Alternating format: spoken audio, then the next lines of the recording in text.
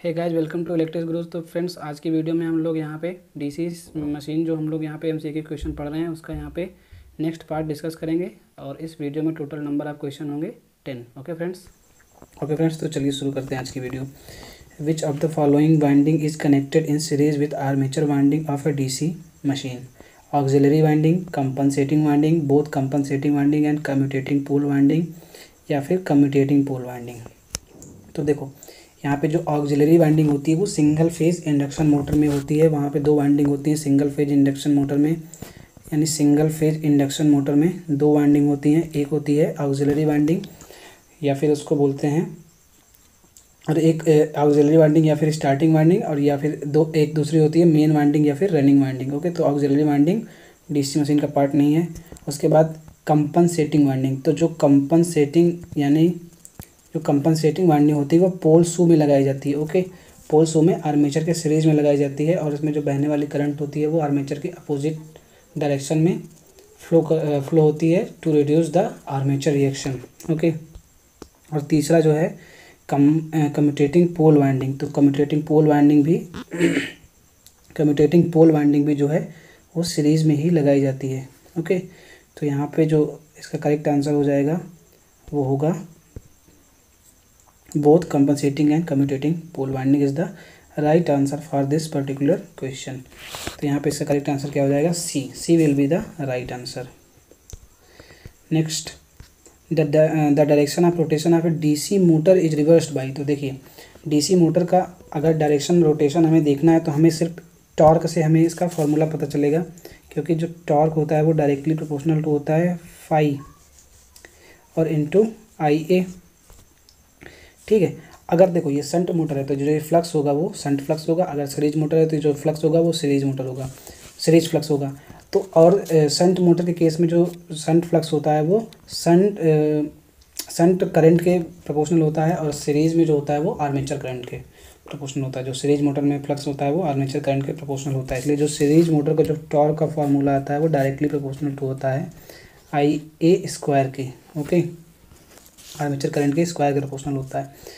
तो यहाँ पे ऑप्शंस देख लेते हैं। Reversing supply connection, adding resistance in the field winding, interchanging armature and field connection, reversing armature connection और फील्ड कनेक्शन। तो देखो, अगर यहाँ पे बात करें, टी डायरेक्टली प्रोपोर्शनल टू होता है फाई इंटू आई ए।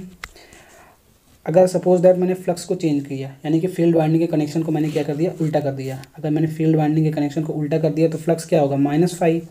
और उसी टाइम पे मैंने आर्मेचर करंट को भी उल्टा कर दिया। ठीक है, आर्मेचर करंट को भी मैंने उल्टा कर दिया, तो दोनों माइनस माइनस प्लस हो जाएगा, यानी मोटर हमारा सेम डायरेक्शन में घूमती रहेगी। लेकिन यहाँ पे क्या करना है कि मोटर की डायरेक्शन को हमें क्या करना है, रिवर्स करना है। तो मोटर की डायरेक्शन को अगर रिवर्स करना है तो हमें क्या करना होगा, हमें दो में से एक चीज़ को हमें रिवर्स करना होगा। Either we will change the flux और we will change the armature current. ठीक है, दोनों में से एक को चेंज करना होगा, दोनों को नहीं। तो यहाँ पे कनेक्शन, इसका आंसर क्या हो जाएगा, रिवर्सिंग आर्मेचर कनेक्शन। और देखो ये यहाँ पे और वर्ड इंपॉर्टेंट है कि और फील्ड कनेक्शन, दोनों में से एक। तो इसका करेक्ट आंसर क्या होगा, D will be the right answer for this particular question.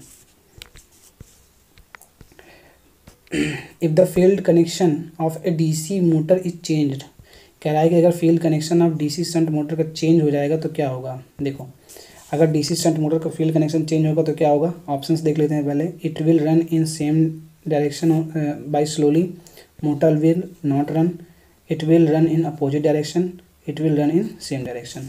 ठीक है, देखते हैं।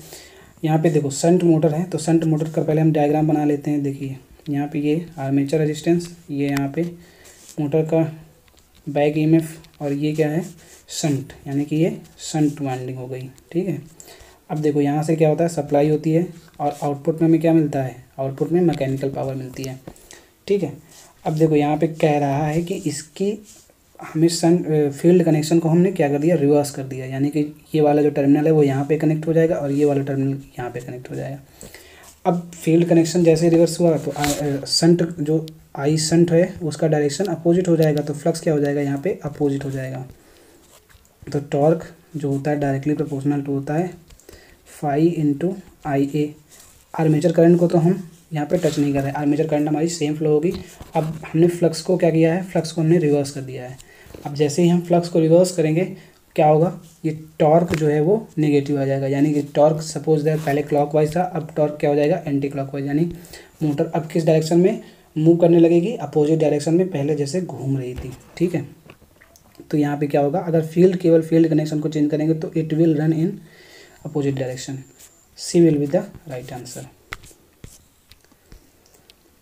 With the increase in speed of DC motor, देखो डीसी मोटर कह रहा है कि डीसी मोटर की स्पीड में अगर बढ़ोतरी की जाए, अगर डीसी मोटर की स्पीड में बढ़ोतरी की जाए तो इनमें से पूछा है कि बैक ईएमएफ और करंट में क्या इफेक्ट पड़ेगा। ओके, क्या वो ईएमएफ इंक्रीज करेगा और करंट रिड्यूस करेगी, ईएमएफ रिड्यूस होगा, लाइन करंट इंक्रीज करेगी, बैक ईएमएफ और दोनों ही इंक्रीज करेंगे या फिर दोनों डिक्रीज करेंगे। ठीक है, देखते हैं।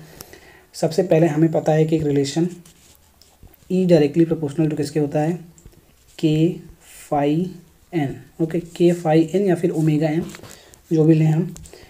इसमें कह रहा है कि स्पीड को इंक्रीज़ किया जाए। अब देखो जैसे जैसे हम स्पीड को यहाँ पे इंक्रीज़ करेंगे, तो स्पीड को इंक्रीज़ करेंगे तो बैक ईएमएफ क्या होगा, बढ़ता जाएगा, क्योंकि बैक ईएमएफ की कंडीशन क्या है यहाँ पे, जब मोटर हमारी रुकी हुई होती है, यानी स्टार्टिंग में बैक ईएमएफ 0 होता है। इसलिए हम यहाँ पे स्टार्टर का यूज़ करते हैं, जिससे जो करंट है, लाइन करंट, वो ज़्यादा फ्लो ना हो, जिससे हमारी वाइंडिंग जले नहीं। और जैसे जैसे ये स्पीड वो इंक्रीज हो जाती है, ये बैक ईएमएफ क्या होता है, बढ़ता जाता है। तो यहाँ पे जो करंट होगी वो V minus E by R A. अब जैसे जैसे क्या है, बैक ईएमएफ बढ़ेगा तो ये जो हमारा ये माइनस में, तो ये ओवरऑल मैग्नीट्यूड क्या होगा, रिड्यूस होगा। ठीक है, जैसे मान लो कि टर्मिनल वोल्टेज हमारा 220 था, स्टार्टिंग में क्या हुआ, पहले मान लो ईएमएफ कुछ 2 वोल्ट था, तो जो मैग्नीट्यूड कितना आएगा, 218। लेकिन अब जैसे जैसे स्पीड बढ़ती गई, बैक ईएमएफ बढ़ता गया, क्योंकि डायरेक्टली प्रोपोर्शनल है स्पीड के, तो मान लो बैक ईएमएफ हो गया 20, तो अब कितना मैग्नीट्यूड बचेगा, 200।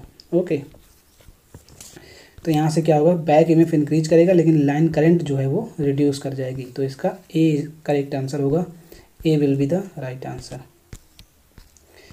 If the back EMF of DC motor vanishes suddenly, अगर तो अचानक से बैक ईएमएफ ख़त्म हो जाए तो क्या होगा, अचानक से अगर बैक ईएमएफ ख़त्म हो जाएगा तो जो आर्मेचर करंट है वो बहुत ज़्यादा फ्लो करेगी। ओके, बहुत ज़्यादा फ्लो करेगी, तो उसका कहने का क्या मतलब हुआ, अगर बहुत ज़्यादा करंट फ्लो करेगी तो ये जो है ये वाइंडिंग के इंसुलेशन को ख़राब कर देगी, जिससे हमारी मोटर की वाइंडिंग जो है जल जाएगी। तो इसका करेक्ट आंसर क्या हो जाएगा, it will burn. A will be the right answer. देखिए यहाँ पे क्वेश्चन क्या कह रहा है, the no load to full load speed of a DC motor इतना है और 1200 आरपीएम इतना है। ठीक है, what will be the percentage speed regulation, speed regulation की यहाँ पे बात कर रहा है। तो ठीक है, हमें जो स्पीड रेगुलेशन का फॉर्मूला पता है वो क्या होता है, no load speed minus N full load. ठीक है, no load minus full load divided by क्या होता है, फुल लोड होता है। ठीक है, अब देखो नो लोड कितनी है, 1400, 14 में और 1200। ठीक है, यानी कि 1400 माइनस 1200 डिवाइडेड बाई 1200। अब यहाँ से इसको सॉल्व करेंगे तो कितना आ जाएगा, 200 बटे 1200। तो 200 बटे 1200 आ जाएगा, तो ये कितने कट के आ जाएगा, 1/6। तो 1/6 जो निकल के आएगा वो 16.67% इसका करेक्ट आंसर हो जाएगा। 16.6 पर 1/6 इंटू 100 करेंगे तो 16.67 is the right answer. An electric motor with constant output power will have torque speed characteristic in the form of A. देखो इनमें से क्या बनेगा, सर्किल बनेगा, स्ट्रेट लाइन बनेगा या फिर रेक्टेंगुलर हाइपरबोला बनेगा, क्या बनेगा। देखो हमें एक फार्मूला पता है, P is equal to T omega. अब कह रहा है कि पावर को हमने क्या कर दिया, कांस्टेंट, T इंटू ओमेगा क्या हो गया, कांस्टेंट हो गया। टी ओमेगा कांस्टेंट हो गया, तो इसके कहने का मतलब क्या हुआ, T डायरेक्टली प्रोपोर्शनल टू 1/ओमेगा या फिर इन्वर्सली प्रोपोर्शनल टू स्पीड। और ये इन्वर्सली प्रोपोर्शनल रिलेशन आता है तो क्या होता है, रेक्टेंगुलर हाइपरबोला हमारा कर्व बनता है। The output power of an any electric motor is taken from. तो देखो इलेक्ट्रिक मोटर में आउटपुट पावर क्या मिलती है, मैकेनिकल। जनरेटर में क्या मिलता है, इलेक्ट्रिकल।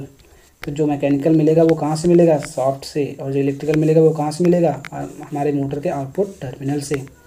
ठीक है, तो जो मिलेगा आउटपुट पावर वो कहाँ से मिलेगा, coupling mountain on the shaft, कहाँ से मिलेगा, मोटर के केस में। जनरेटर होता तो हमारा कहाँ से मिलता, जनरेटर होता तो हमारा मिलता टर्मिनल से, ठीक है। The output power indicated on the name plate of any motor is always. तो देखो नेम प्लेट पे जो हमेशा पावर होती है वो हमेशा क्या होती है, मोटर के केस में जो होती है वो आउटपुट पावर शाफ्ट। तो शाफ्ट पे हमें टोटल पावर मिलती है मैकेनिकल पावर, ठीक है। बाकी सारे लॉसेस को रिड्यूस करते हुए जो मैकेनिकल पावर बाद में मिलती है उसी को शाफ्ट पावर बोलते हैं, वही पावर होती है हमारी आउटपुट पावर मोटर के केस में। The speed of DC motor is, ठीक है, कह रहा है कि डीसी मोटर की स्पीड किसके प्रोपोर्शनल होती है, directly proportional to flux and inversely proportional to back EMF. यहाँ पे हमें रिलेशन बताना है, ठीक है। तो हमें एक फार्मूला पता है, E directly proportional to K phi N. अब ये कह रहा है स्पीड, तो speed directly proportional to back EMF. और अगर यहाँ से देखो, यहाँ से हम पहले निकाल लेते हैं N directly proportional to E by flux. अगर फ्लक्स जीरो हो जाए, यानी कि अगर हमारा फील्ड कनेक्शन ओपन हो जाए तो क्या होगा, स्पीड क्या हो जाएगी, इनफाइनाइट। तो मोटर की जो स्पीड होगी वो इनफाइनाइट चली जाएगी अगर फील्ड कनेक्शन ओपन हो जाएगा, ठीक है। तो यहाँ पे क्या होगा, देखिए जो बैक ईएमएफ से इसका रिलेशन है वो डायरेक्टली है और जो फ्लक्स से इसका है ये इन्वर्सली है। तो directly proportional to back EMF and inversely proportional to flux. तो इसका करेक्ट आंसर क्या हो जाएगा, इसका करेक्ट आंसर हो जाएगा D. D will be the right answer.